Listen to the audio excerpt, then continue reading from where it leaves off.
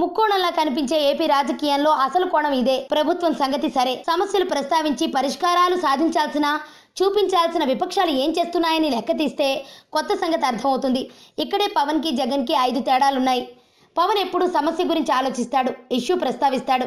జగన్ అలా కాదు, ఇష్యూ చేయాలనుకుంటాడు. సవ్యంగా ఉన్న విషయాల్లో కూడా నిష్ఠూరాలు వెతుకుతాడు. పవన్ ప్రాక్టికల్, పరిష్కారాలు చూపించే టైప్. విషయం ఏదైనా జనం వైపు నుంచి ఆలోచన చేస్తాడు, అందుకే నినదిస్తా అంటాడు.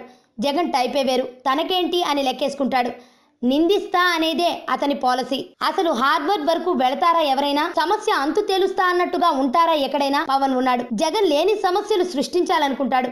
నేను సైతం అంటూ పవన్ చేసినట్టు పరిష్కారం కోసం సుతరాము పాకులాడడు. పైపెచ్చు నేనొచ్చి సీఎంని అయ్యాక చూస్తా అంటాడు. అంటే సమస్యలోనూ సెల్ఫ్ పబ్లిసిటీ. పవన్ పాజిటివ్. నా రాష్ట్రానికి, అక్క చెల్లెళ్ళకి, అన్నదమ్ములకి ఏం తక్కువ అంటాడు. కాన్ఫిడెన్స్ నింపుతాడు. జగన్ ఎప్పుడూ రాష్ట్రం గురించి పాజిటివ్గా మాట్లాడు, కాన్ఫిడెన్స్ నింపడు. నిష్ఠూరాలాడి నిందలేసి మీరు దిక్కుమాల పరిస్థితిలో ఉన్నారు, నేనొచ్చి ఉద్ధరిస్తా అని చెబుతాడు. ఈ మెంటాలిటీతోనే సగం నెగిటివ్ అయిపోతాడు. పవన్ నిఖార్సైన ముక్కుసూటి మనిషి. తేడా చేస్తే సంగతి తేలుస్తా అంటాడు. ఎంతటి వాడినైనా చిత్తశుద్ధితో ఢీ కొడతా అంటాడు. మోడీ సంగతి చూడట్లా? జగన్కి ప్రతిదీ స్వార్థమే.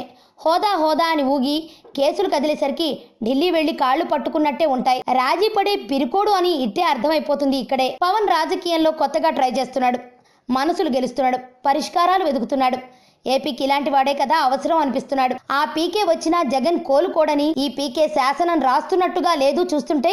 ఆరోగ్యవంతమైన జీవితం కోసం మనం పాటించాలి కొన్ని నియమాలని. చిన్ని చిన్ని చిట్కాలతో చింతలేని జీవితాన్ని ఎలా గడపాలి అనే దానికి వీక్షిస్తూనే ఉండండి మన ఆరోగ్యం యూట్యూబ్ ఛానల్. మరిన్ని ఆరోగ్య సూత్రాలకు సబ్స్క్రైబ్ చేసుకోండి.